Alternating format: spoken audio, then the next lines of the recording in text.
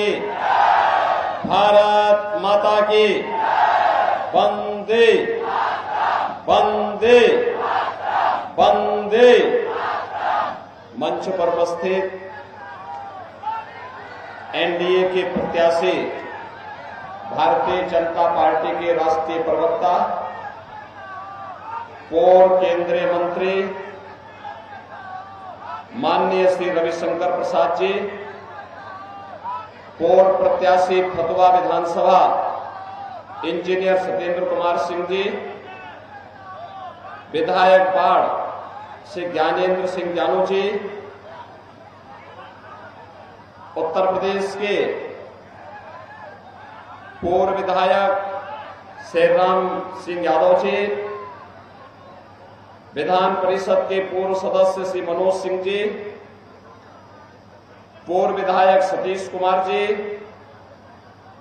लोकसभा के संयोजक श्री रामजी सिंह जी, जदयू के महासचिव अनिल कुमार जी, विधानसभा प्रभारी फतवा कुंवर विजय पासवान जी, अमित कुमार सिंह जी, भारतीय जनता पार्टी और एनडीए के हमारे सभी पदाधिकारीगण, पटना संसदीय क्षेत्र फतवा विधानसभा क्षेत्र से जुड़े हुए मेरे से उपस्थित बहनों और भाइयों, आज मुझे भारत की गणतंत्र की जननी के इस पवित्र धरती पर हम रावा नॉर्मल के वंदन अभिनंदन करत बने।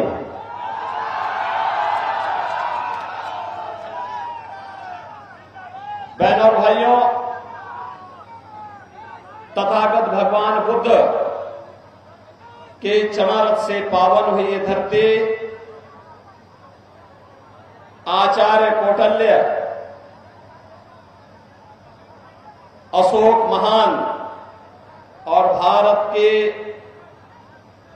स्वर्ण युग को लाने वाले महान सम्राट चंद्रगुप्त मौर्य जैसे राष्ट्र शिल्पियों को प्रदान करने वाली भूमि, गुरु गोविंद सिंह जी की जन्मस्थली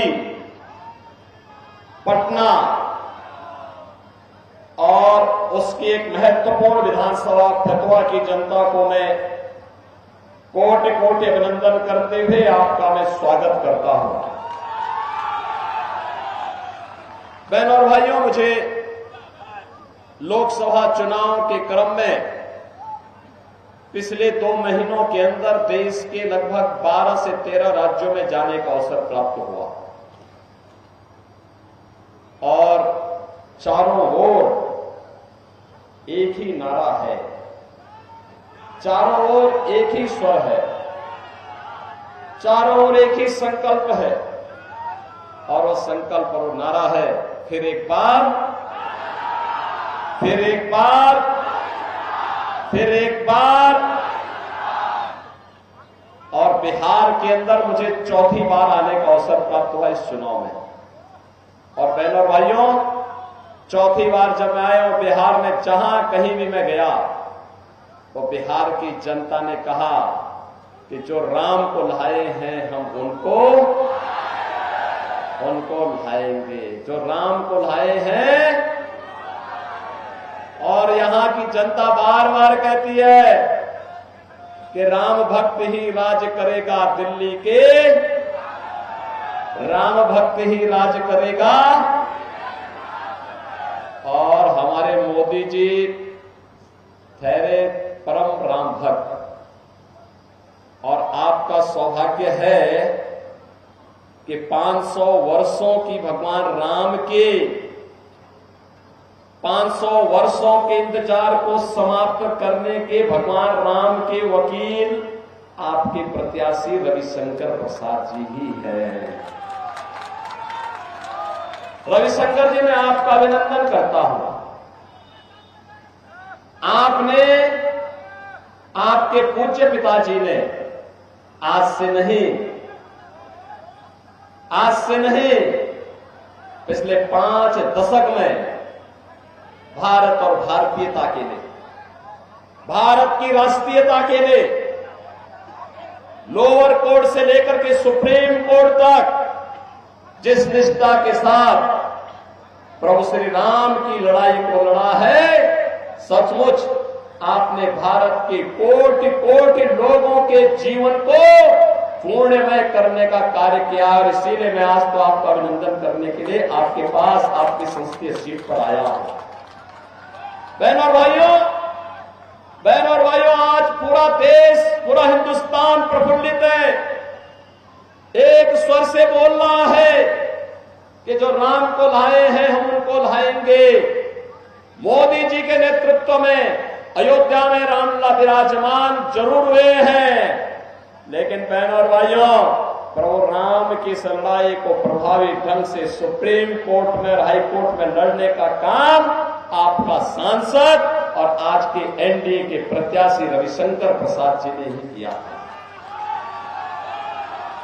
लगातार लड़ते रहे, बिना रुके, बिना झुके, बिना डरे, उन्होंने इस लड़ाई को प्रभावी ढंग से लड़ा। और बहनों और भाइयों, आज उस सपने को साकार किया है जिसके लिए हम और हमारे पूर्वज लड़ते थे, कहते थे रामलला हम आएंगे मंदिर, रामलला हम आएंगे मंदिर वही, और अब तो मंदिर बन गया है। कितने, आप मुझे बताओ, कितने लोग हैं जिन्होंने 22 जनवरी के बाद अयोध्या का दर्शन किया है? कितने लोग हैं? मैं यहां पर इंजीनियर सतीश कुमार सिंह से कहूंगा कि चुनाव के बाद एक बार जब मुझे बता देंगे, यहां फतवा के लोगों को अयोध्या धाम दर्शन कराने के लिए लेके आ जाइए, बाकी वहां व्यवस्था हम कर लेंगे। और बिहार के लोगों का तो अयोध्या के साथ और यूपी के साथ, उत्तर प्रदेश के साथ जो संबंध है, इसको कोई अलग नहीं कर सकता है। आत्मीयता का संबंध। हम लोग भी जब बिहार आते हैं तो हमें लगता है जैसे अपने ननिहाल जा रहे हैं, माता सीता का मायका। और बहनों और भाइयों, गर्व होता है हम लोगों को बिहार पर। बिहार ने एक से एक विभूतियों को दिया है देश को, और इसीलिए आज मैं आपके पास आया हूं आपसे कहने के लिए कि बहनों और भाइयों, हमारा ये पीढ़ी सौभाग्यशाली है। हमने प्रभु राम को 500 वर्षों के बाद अयोध्या में विराजमान होते हुए देखा है, और प्रभु राम का विराजमान होना वर्तमान भारत की पूरी पीढ़ी को सौभाग्यशाली बनाती है, पुण्य का फलदायी बनाती है। और उस पुण्य के साथ आपको भी सहभागी बनाने के लिए मैं आज आपके पास यहां पर आया हूं। बहनों और भाइयों, आज हमारा देश बदल चुका है, एक नए भारत का हम दर्शन कर रहे हैं। मोदी जी के नेतृत्व में एक भारत श्रेष्ठ भारत की परिकल्पना साकार हुई है। एक ऐसा भारत दुनिया के अंदर जिसका सम्मान है, एक ऐसा भारत जिसकी सीमाएं सुरक्षित है, एक ऐसा भारत, याद करिए, एक कांग्रेस और आरजेडी की सरकार थी। अयोध्या में आतंकी हमला हुआ, काशी में आतंकी हमला हुआ, ये पटना में सीरियल ब्लास्ट हुए, और देश के अंदर अलग अलग कोनों में जब विस्फोट होते थे, सुबह की शुरुआत होती थी किसी बड़े घोटाले से, और शाम आते आते किसी बड़ी आतंकी वारदात की सूचना आती थी। हम लोग सांसद हुआ करते थे, रविशंकर प्रसाद जी भी सांसद हुआ करते थे, और जब हम लोग इस मुद्दे को उठाते थे, सरकार से कहते थे, कांग्रेस नेतृत्व की यूपीए सरकार से कहते थे आतंकवादियों से निपटो, इनके खिलाफ कार्रवाई करो, तो ये कहते थे आतंकवादी तो सीमा पार के हैं। और आज मोदी जी के नेतृत्व में आतंकवाद और नक्सलवाद समाप्त। अब तो पटाखा भी जोर से फट जाए ना तो पाकिस्तान पहले सफाई देता है, कहता है साहब ये मेरा हाथ नहीं है। उसे मालूम है नया भारत है, छेड़ेगा नहीं, लेकिन कोई छेड़ेगा तो उसको छोड़ेगा भी। ये नया भारत है। और मैं कहना चाहता हूं कांग्रेस और आरजेडी के लोगों से, जो लोग पाकिस्तान पर आग लाप रहे हैं, का ये भारत पे बोझा बने थे। अरे जाओ पाकिस्तान। अरे हिंदुस्तान में मोदी जी तो 80 करोड़ लोगों को फ्री में राशन दे रहे हैं। पाकिस्तान में कोई भीख भी नहीं देने वाला है, क्योंकि वहां पे स्वयं भूखों मर रहे हैं। जितनी पाकिस्तान की आबादी है उससे बड़ी आबादी को मोदी जी ने 10 वर्ष में गरीबी रेखा से उभार करके खुशहाल जीवन जीने की ओर अग्रसर किया है। बहन और भाइयों, 60 करोड़ घरों में आज मोदी जी ने 60 करोड़ लोगों को देश में 5 लाख रुपए की आयुष्मान भारत की मुफ्त उपचार की सुविधा दी है। और मोदी जी ने कहा है 4 जून को जब फिर एक बार मोदी सरकार बनेगी तो 70 वर्ष से ऊपर के हर व्यक्ति को फ्री में 5 लाख रुपए हर वर्ष उपचार की सुविधा उपलब्ध करवाएंगे। बहनों और भाइयों, मोदी जी के नेतृत्व में किसानों को किसान सम्मान निधि, हर गरीब के घर में शौचालय का निर्माण, हर घर में उज्ज्वला योजना के कनेक्शन, 4 करोड़ गरीबों के मकान बन गए हैं। और मोदी जी ने कहा 4 जून को जब फिर एक बार मोदी सरकार बनेगी तो बहनों और भाइयों, उस समय जितने भी गरीब होंगे सबके लिए एक एक मकान की स्वीकृति भी उसके साथ ही प्राप्त हो जाएगी। भारतीय जनसंघ के समय से लड़ाई लड़ी जाती थी, एक देश में एक प्रधान, एक विधान, एक निशान होगा। कांग्रेस जबरदस्ती धारा 370 को, इस बोझ को देश के अंदर लादी हुई थी। हम आभारी हैं मोदी जी के, उन्होंने कश्मीर में धारा 370 को समाप्त करने का निर्णय लिया। और हम धन्यवाद देना चाहेंगे, अभिनंदन करना चाहेंगे रविशंकर प्रसाद जी का, जिन्होंने न्यायालय में इस लड़ाई को लड़ा। कश्मीर में धारा 370 हमेशा के लिए समाप्त होकर के आतंकवाद की ताबूत पर अंतिम कील ठोकने का काम भी कर दिया।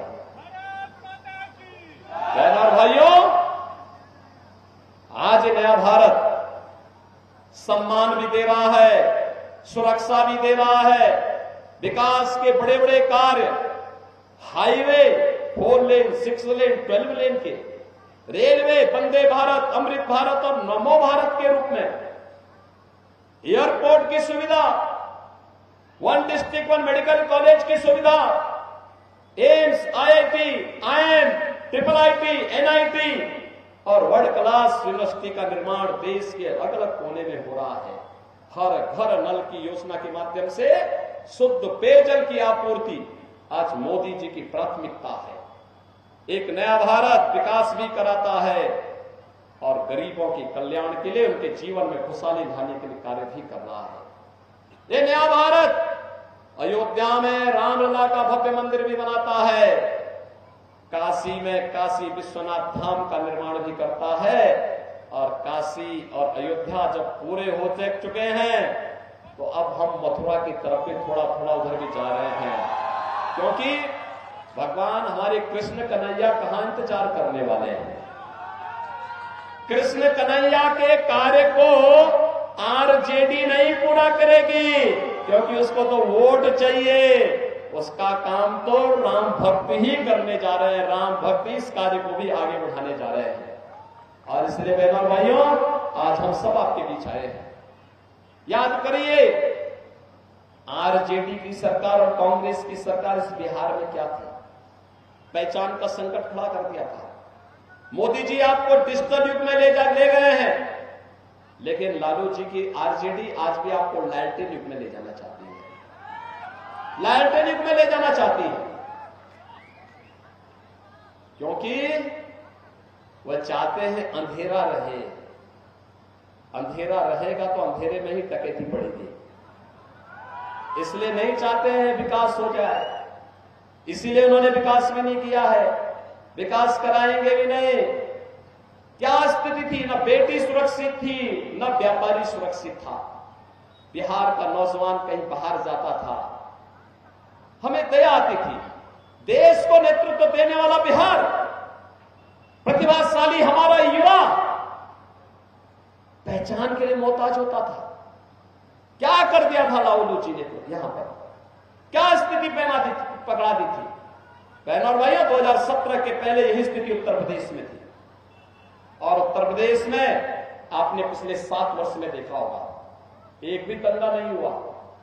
जितने दंगाई थे, सब दंगाइयों को एक एक करके राम नाम सत्य की यात्रा में भेज दिया गया।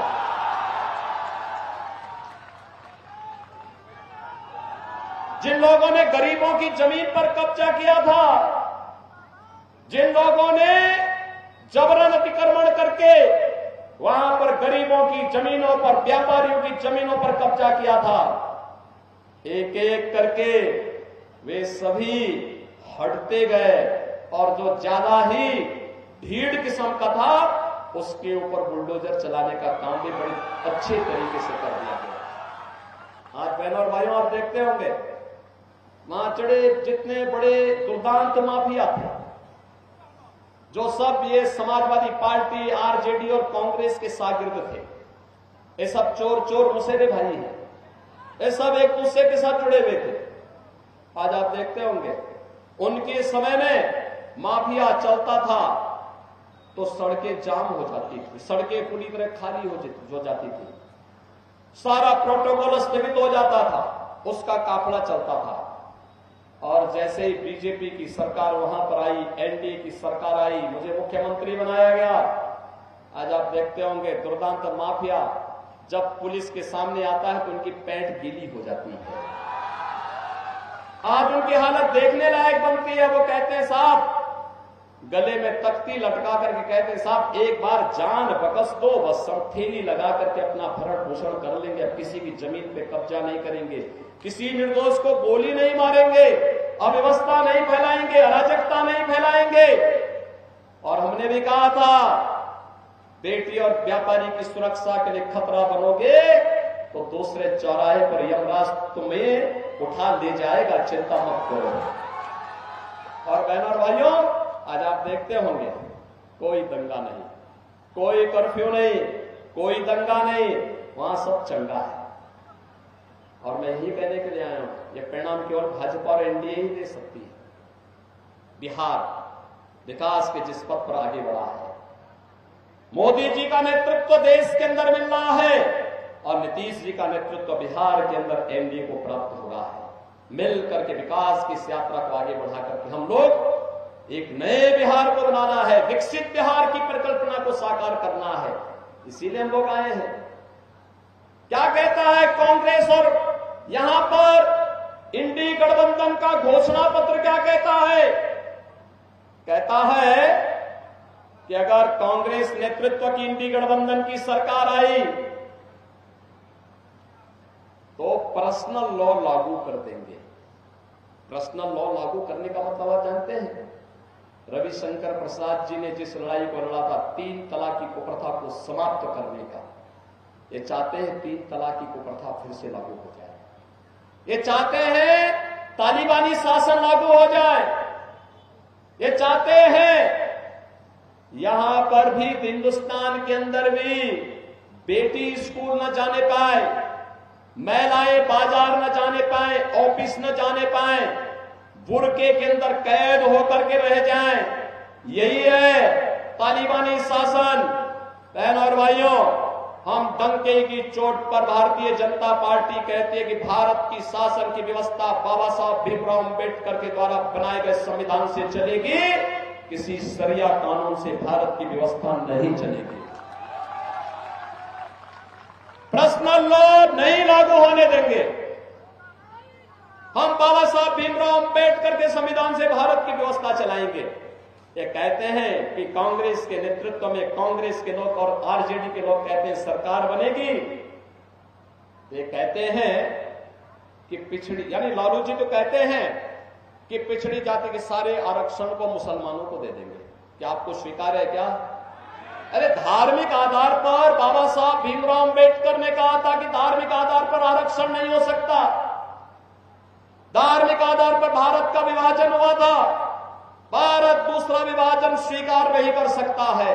आरक्षण का लाभ अनुसूचित जाति, जनजाति और पिछड़ी जाति के लोगों को ही भारत के अंदर मिलेगा। धर्म के आधार पर मुसलमानों को आरक्षण नहीं मिल सकता। आपने भी कोलकाता हाईकोर्ट का देखा होगा, एक कांग्रेस की सहयोगी टीएमसी को उन्होंने वहां उसके फैसले को कोर्ट ने पलटा है और कहा धार्मिक आधार पर आरक्षण नहीं हो सकता। लेकिन ये समझने वाले नहीं है, इनको अपने वोट की चोट से समझाने की आवश्यकता है। इसीलिए हम लोग आए आपसे कहने के लिए, ये देश के साथ विश्वासघात कर रहे हैं, भारत के संविधान के साथ विश्वासघात कर रहे हैं। इन्हें मालूम है 4 जून को परिणाम भारतीय जनता पार्टी और एनडीए के पक्ष में आने वाला है, इसलिए अब गुमराह कर रहे हैं, तमाम प्रकार की अफवाह फैला रहे हैं, तमाम प्रकार की फिजूल की बातें कांग्रेस और आरजेडी के लोग और उनके सहयोगी दलों के लोग कर रहे हैं। आपस में जाति के नाम पर लड़ाने का काम करेंगे, लेकिन बहनों और भाइयों हमें लड़ना नहीं है। आपने देखा होगा जब मोदी जी ने अयोध्या में रामलला की प्राण प्रतिष्ठा का कार्यक्रम किया, अयोध्या में रामलला की प्राण प्रतिष्ठा के कार्यक्रम के पहले अयोध्या के इंटरनेशनल एयरपोर्ट का नाम महर्षि वाल्मीकि के नाम पर दिया गया। महर्षि वाल्मीकि पहले ऋषि थे जिन्होंने राम से हम सबका साक्षात्कार कराया था। भगवान राम की गाथा को राम वाल्मीकि कृत जो रामायण है वह पहला महाकाव्य है इस धरती का, और सबसे पहला भगवान राम की गाथा महर्षि वाल्मीकि ने रामायण के माध्यम से लिखी। इसके बाद अलग अलग भाषाओं में, अलग अलग देशों में भी देश देशांतर तक राम की गाथा गई, दुनिया राममय होती गई। महर्षि वाल्मीकि के प्रति कृतज्ञता ज्ञापित करते हुए मोदी जी ने, भारतीय जनता पार्टी ने अयोध्या के एयरपोर्ट का नाम महर्षि वाल्मीकि के नाम पर, जब भगवान राम वनवास के लिए जा रहे थे, पहला उन्हें शरण दिया था निषाद राज ने। अयोध्या के जितने भी विश्रामालय हैं, जितने भी वहां पे रेन बसेरा बने हुए हैं, उन सब का नाम हम लोगों ने निषाद राज के नाम पर रखा है। निषाद राज के नाम पर विश्रामालय, क्योंकि हमारे प्रभु राम को जिन्होंने अपने आप इस्लाम का ठिकाना पहली रात्रि को दिया, उस निषाद राज की प्रति कृतज्ञता ज्ञापित करने के लिए हमने वहां के सारे विश्रामालय का नामकरण निषाद राज के नाम पर किया है।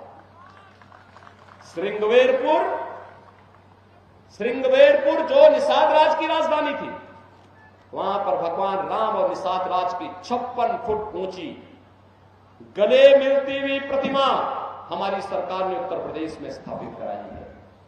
बहनों और भाइयों, निषादों को सम्मान देने का काम किसी ने किया तो मोदी जी ने किया है, भारतीय जनता पार्टी और एनडीए ने किया है। निषाद राज के नाम पर सम्मान देने का काम, इस समुदाय के उत्थान का काम मोदी जी ने किया है।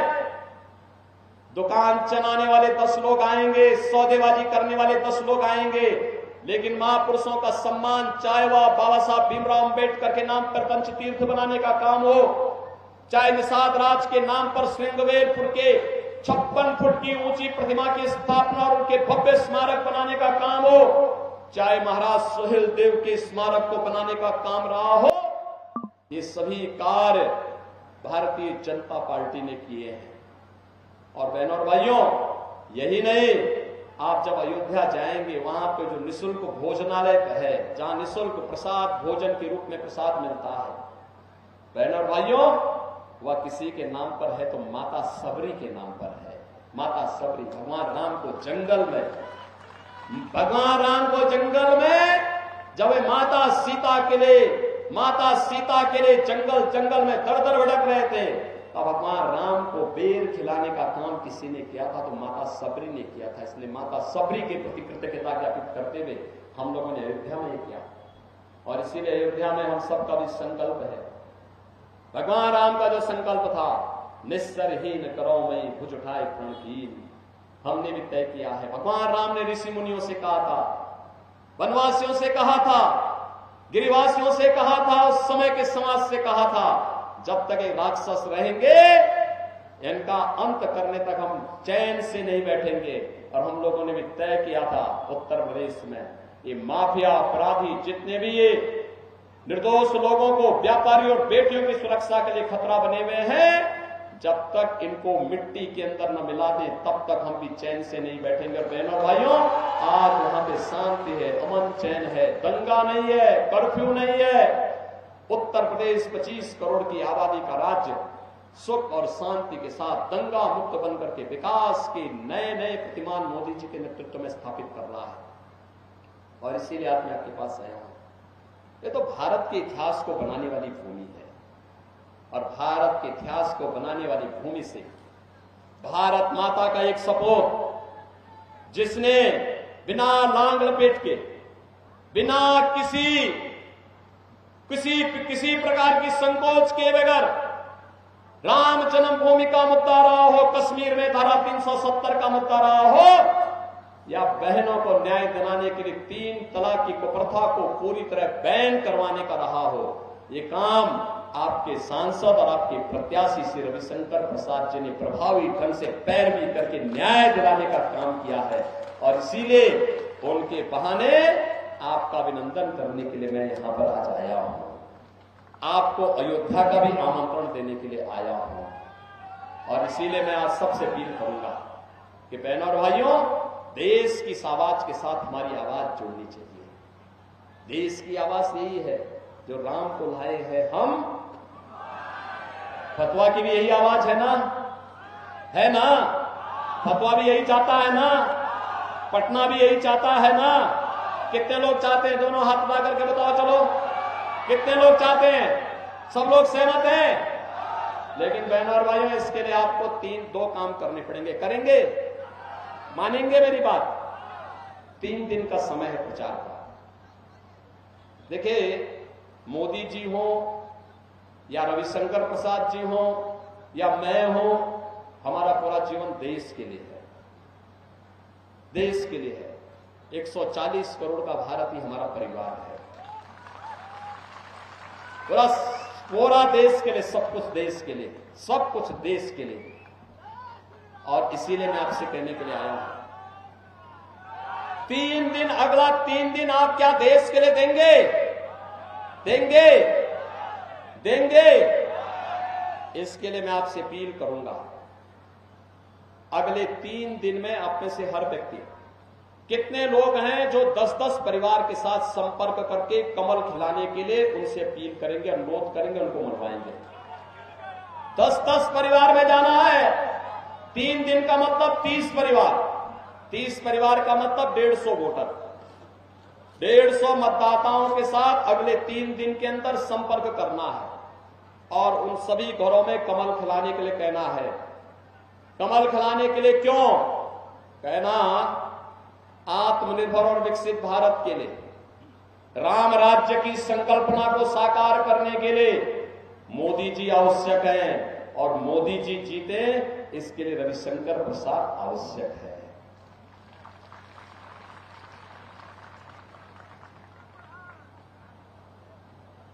भगवान राम ने भी कहा है, एक बहुत अच्छी चौपाई भगवान राम ने, बहनों और भाइयों, उन्होंने एक बात कही थी, और बहुत अच्छी चौपाई मुझे कभी कभी वो याद आती है, और मैं कभी कभी जब देखता हूं, सुनता हूं, तो मुझे भी लगता है।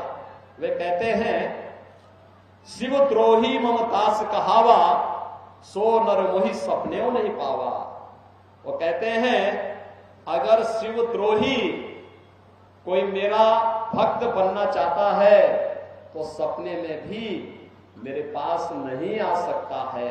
और यहां तो रविशंकर स्वयं ही आपके पास आए हैं। तो रविशंकर प्रसाद जी को चुनाव जिता करके भेजने के लिए 3 दिन का समय, 10-10 घरों में प्रतिदिन जाकर के 30 घरों का मतलब 150 मतदाताओं से संपर्क करेंगे। आप सभी लोग करेंगे? सभी लोग सहमत हैं? और उन 150 मतदाताओं को 1 जून को मतदान केंद्र में ले जाकर के मतदान कराना है। कराएंगे? कराएंगे? दोनों हाथ ला के बताओ मुझे भैया, दोनों हाथ ला के आश्वस्त करो, करेंगे ना? तो एक बार जोर से बोलेंगे, भारत माता की, भारत माता की, भारत माता की जय श्री राम। जय जय श्री राम।